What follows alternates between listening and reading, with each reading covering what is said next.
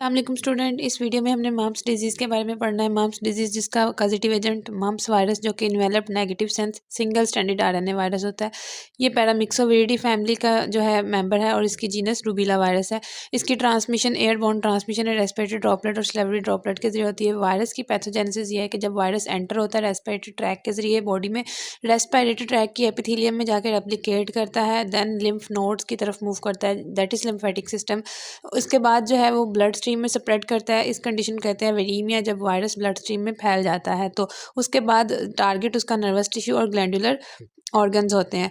इसी तरह से ये पैरोटिड ग्लैंड और टेस्टिस, ओवरीज और ब्रेन को अफेक्ट करता है। तो कंडीशंस कहलाती हैं पैरोटाइटिस, ऑर्चाइटिस और ऊफोराइटिस, मेनिंजाइटिस।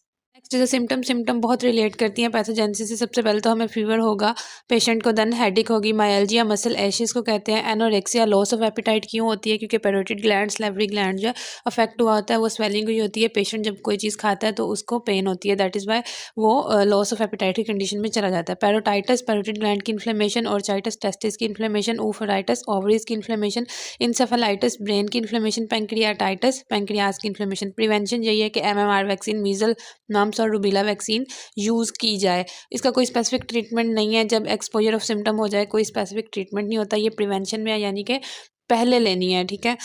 सिम्टोमेटिक ट्रीटमेंट ये है कि आप पेशेंट को आइसोलेट करें और एंटीपायरेटिक ड्रग्स दें फीवर को रिड्यूस करने के लिए, एसिटामाइनोफिन, आइबुप्रोफेन, और हाइड्रेट रखें और अवॉइड करनी है एस्पिरिन, क्योंकि ये कंडीशंस को वर्स करती है।